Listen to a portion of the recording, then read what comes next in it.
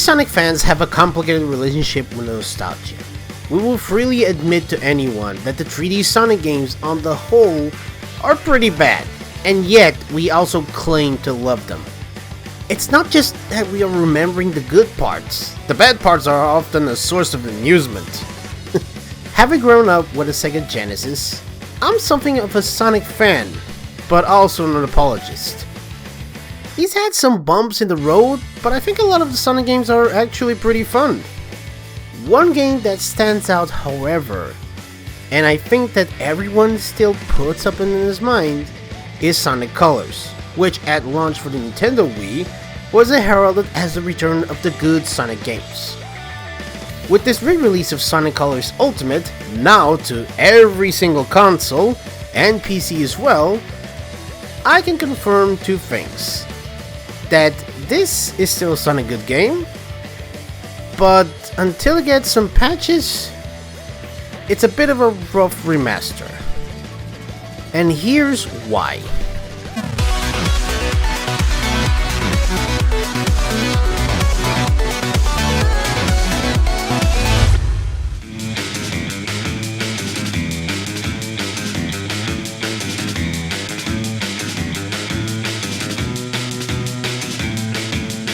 This remake doesn't really shake things up in terms of story or gameplay, but it's pretty faithful to the original, with a few added bits of content to keep things interesting.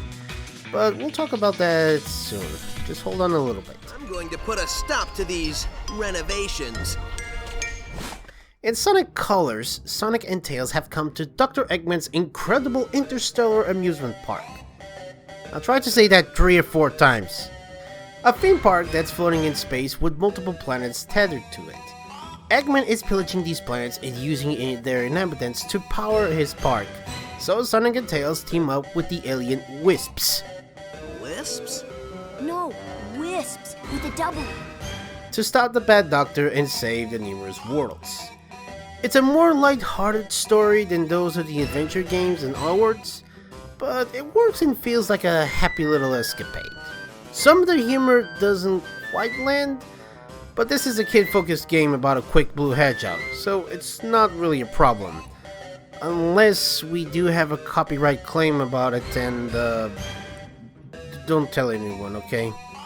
Just, please, don't say it.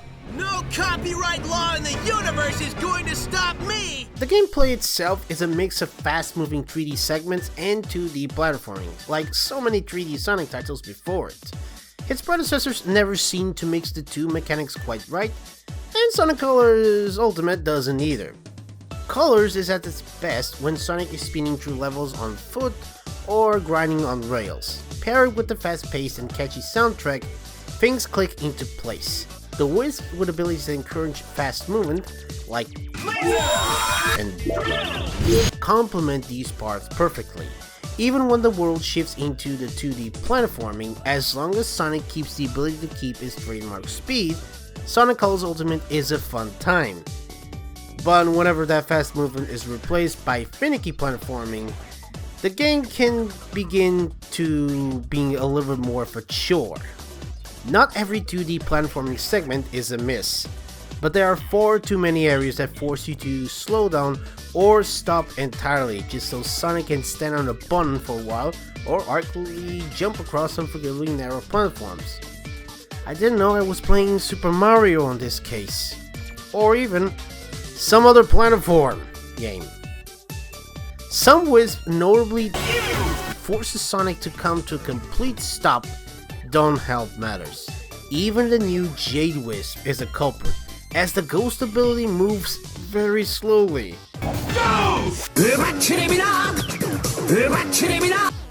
There is plenty here that could dearly have used some quality of life upgrades. Like for example, the Ultimate slaps a band-aid over these frustrations by making so that Sonic no longer has to restart the whole level after running out of lives. If you die with a life left, Tails will revive Sonic just before the place you died, while if you have no lives remaining, you'll restart from the last checkpoint you hit. This might annoy some difficulty purists out there, but it certainly helps those who want to start collecting the red rings and tokens for the customization and not to do all over since the start of the level. I have to say it, I didn't really enjoy it, but after I began to collect some of the red rings, I kind of think that actually the Tails save is pretty dope. That's good intel. Keep working on it. There aren't many big additions to the ultimate version of Sonic Colors, but the small bonuses are neat enough. You can change the colors and patterns of Sonic's sneakers and gloves, give him a little bit of aura, and change the color of his boost effect. Also, there's a new Rival Rush mode where after finding 15 red rings in an area, you can race through a level against Metal Sonic. Any inclusion of Metal Sonic is a bonus, but racing him to jazzy tunes while maximizing your speed on each stage is a blast. You can even pick an icon to be seen online, and you can use the cover of Shenmue, so that's worth mentioning as a positive. But part of this might be my fault for having higher expectations. Sonic Colors Ultimate is a simple remaster after all, not a remake. So to expect major overhauls is perhaps not very fair. With that being said, it makes me wonder why they thought to re-release it at all with so much unchanged. The music in Sonic Colors Ultimate has been largely remixed, and I'm a fan of most of the tracks.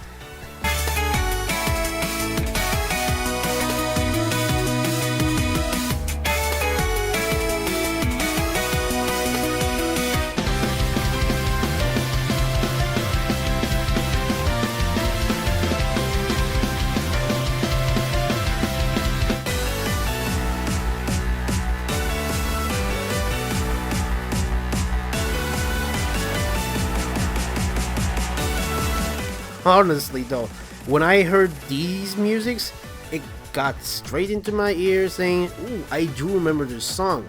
And now with remix by T. Lopez, it was a blast to the past. The themes from areas like Planet's Wisp and Tropical Park were already strong in the original release. But the variants in each level this time around have some good energy and are memorable even when you're not playing. The voice acting is exceptional as well, with Minot Pollock's work as Eggman continuing to be hammy and delightful villains as ever. Curse you, Sonic! Not only do you foil my plans, but you foil my speeches as well! And also with Roger Craig Smith being the Sonic that we still love. Although we don't see him in the Stars uniform in anything, but still, we can get high hopes on that.